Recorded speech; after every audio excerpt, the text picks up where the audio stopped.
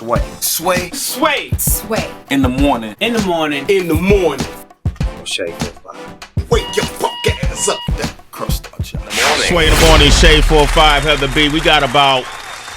We got two hungry ass hyenas outside this door right now. Okay. They haven't eaten in a couple of days. All right. Damn. I could tell they salivating around their mouth. Okay. But man, there was another hyena in the corner. He was just growling, looking like, damn it, I've been waiting to get up here. I gotta show him what I'm all about. Yeah, you may have seen me on other shows, but this is it right now. It's the top of the totem pole. It's different. Okay, we got an alpha hyena up in here, ladies and gentlemen. He got his start on the grind. You should have seen him for years, just producing for his homies and trying to get his name out.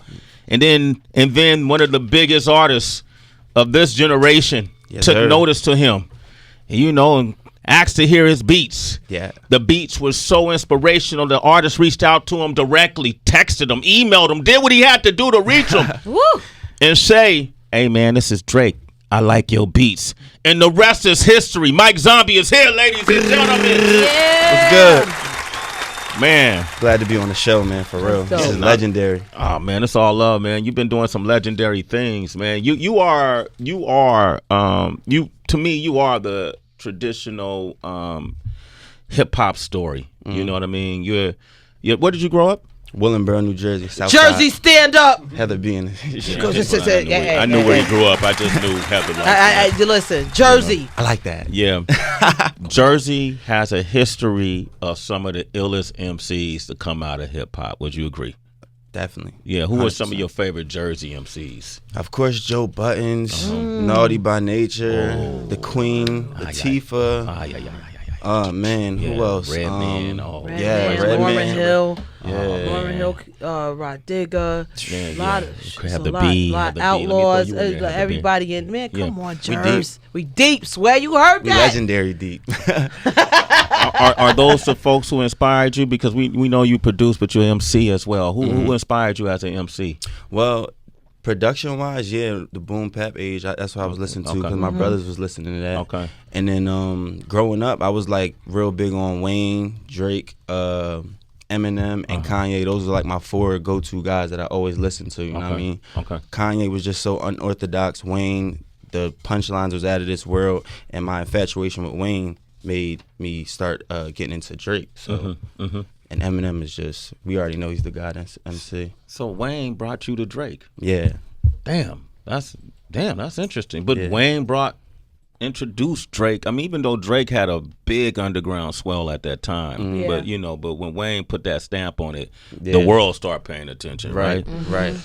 When you first met Drake, I know he flew you in. You know, what did he fly you? Was it Canada? Nah, it was Atlanta. Atlanta? Okay. He was down there recording his album or whatever, so he flew me and my mom out there. Flew you and your mom? Wow. Yeah. Did y'all meet at the studio or did y'all meet? Nah, we met at his hotel. We had dinner or whatever, and talked over everything that was about to pop off. And then after that, he was like, "Yo, you trying to go to the studio?" We went to the studio. I was working, and you know what I mean.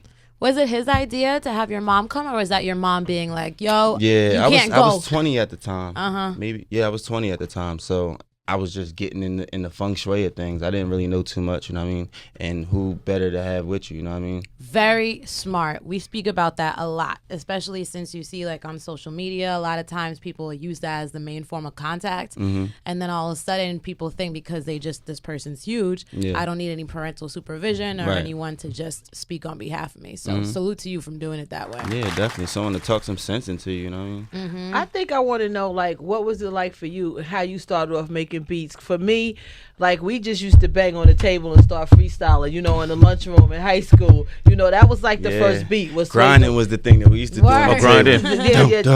Yeah. But I say, like, when I used to listen to music, I used to listen to the beat. I really wasn't paying attention to the words too much, like, and I didn't really understand like how these sounds were getting produced really. And like, I would hear Timbaland, and he used to have the craziest sound. Like, what the fuck is that? Yeah, shout out to Timbo. Beatboxing into the mic and everything. You feel what I'm saying? So after a while, I started to like look it up and seeing that software was the way, you know what I mean? I would have like dumb stuff like fucking a Casio keyboard, and I used to just fuck with it, and I just started to love it, you know what I mean? And I was doing anything I could to even do some music, touching everything, you know what I mean? I don't know how to play nothing, but I just loved making like the sounds were. Yeah, the sounds, you know what I mean? Well, that's interesting.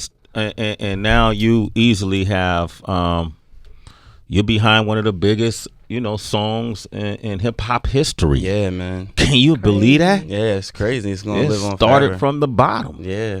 Damn, man, this motherfucker is paid up in here. Jersey, stand up! The biggest song. How many records y'all break with that song, man? That was 2 million, I think. Yeah, damn, 2 million. So it catapulted you into a spotlight that you can't really prep for, because I'm sure at that point everybody start, you know, Khaled, everybody start, you know, tapping you for music, right? Right. How did you deal with that juggle? Like, who was some people that start hitting you up and you was like, man, I cannot believe this dude is actually. I actually spoke on the phone with Fab like around that time too, and speaking of, I gotta get back with him. That would be lit. And he was just talking about, I'm working on his album. I think he was working on like whatever the last album he put out, he was working on that. But Khaled, the Young OG album or something like that. I think it was that one. Okay, it might have been. And who else? I was just in the studio with Mano. Who else, man? Some legendary people. I hate when this happens. Okay, that's all right. That's all right. Let's talk about now. Because like it's so many people, but like when someone asks me, it's so many people to name. You know what I mean? So let's see. Don't worry about it. Ace Hood. Okay, all right. A bunch of other people. You know what about I mean? Jay? Oh, I didn't get a chance to meet him, but that video shoot was lit.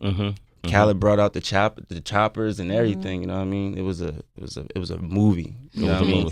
He didn't open the Miami bridge. I don't know what bridge it was, but we was like on one of them, a barge, and they playing basketball or whatever. Meek on there. You know what I mean? Really? Yes. It's crazy. You gotta see the video. They don't love you no more. Yeah. You also do your own music as well. Yes, sir.